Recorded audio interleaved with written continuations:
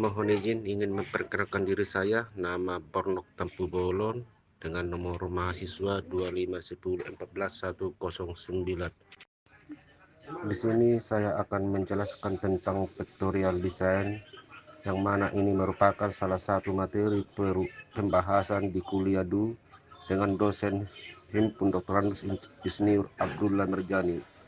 Dan video ini merupakan tugas UAS semester ganjil saya.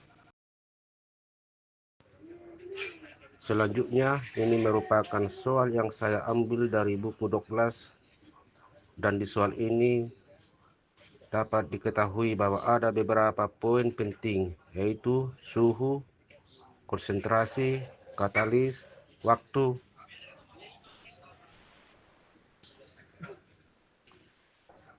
Tekanan di soal ini kita ditugaskan untuk bagian A, identifikasi faktor dominan. Di bagian B, uji signifikasi statistik ANOVA. Selanjutnya di bagian C, membuat persamaan prediksi. Selanjutnya di bagian D, uji kelayakan model residual. Dan selanjutnya di bagian E, replikasi analisis. Efek yang tampak penting adalah berdasarkan Pareto chart atau normal plot dari standarisasi efek dengan A sama dengan 0,05, garis putus-putus pada 2.776. 1. Efek yang terlihat signifikan di atas ambang batas. A. C adalah waktu. 2. A adalah suhu. 3. A kali C, interaksi suhu kali waktu.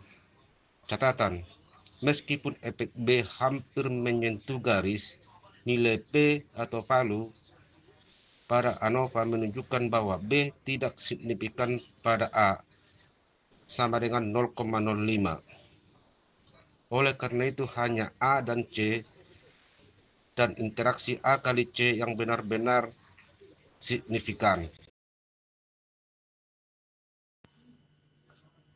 Konfirmasi ANOVA dan indikasi kurvatur. Kita menggunakan analis variance atau ANOVA untuk mengkonfirmasi efek yang signifikan dan menguji adanya kurvatur. Kita hanya akan berfokus pada P atau P value dari term signifikan dan lacak offbeat atau uji kurvatur. Konfirmasi efek. Sumber source A, suhu, value 0,010, keputusan signifikan. C, waktu, value 0,002, keputusan signifikan. A kali C 0,011, keputusan signifikan. Konfirmasi hasil ANOVA mengkonfirmasi bahwa faktor A, C, dan interaksi A kali C adalah term yang paling penting dan signifikan secara statistik. Selanjutnya, indikasi kurvatur. Karena Minitab Anda tidak menampilkan baris kurvatur, kita gunakan lack of fit untuk menilai kecukupan model linear bias kali pure error.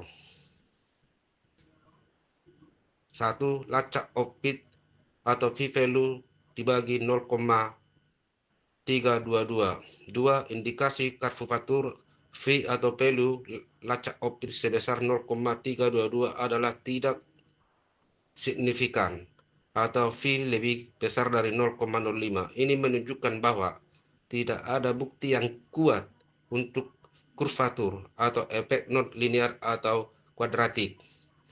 Model yang hanya menyertakan efek utama dan interaksi atau model faktorial sudah memadai dan tidak perlu diubah ke model kuadratik atau RSM.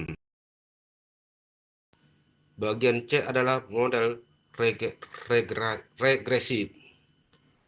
Model regresi harus ditulis hanya sebagai fungsi dari variabel yang signifikan A, C, A kali C untuk mendapatkan koefisien yang paling akurat. model harus dianalisis ulang hanya dengan A, C, dan A kali C. Jika menggunakan koefisien, hasil analisis awal atau hanya mengambil term signifikan.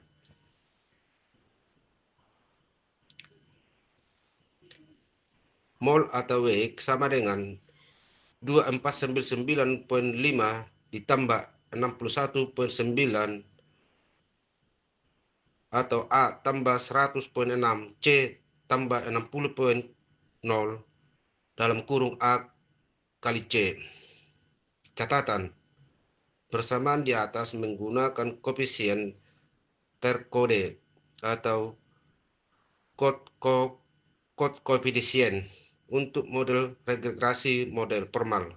Minitab juga memberikan regression equation in uncoded unit atau dengan unit asli yang harus disalin. Selanjutnya adalah D, analisis residual dan model adequacy. 1. Analisis residual. Berdasarkan hasil ANOVA, p-value lack of fit adalah 0,322 yang menunjukkan tidak ada kekurangan fit yang signifikan. Selanjutnya, komentar tentang model adequacy dengan asumsi residual plot yang dihasilkan atau normal plot residual PS fitted value menunjukkan penyebaran data yang acak dan normal. Maka model regresi yang memasukkan A, C, dan A kali C adalah memadai untuk memprediksi berat molekul. Berikutnya, inilah data dari analisis Minitab saya. Untuk teman-teman bisa lihat cara penyusunan data awal riset saya. Selanjutnya berikut adalah kode koefisien yang saya tampilkan dari output data riset Minitab saya sebagai berikut atau terlampir.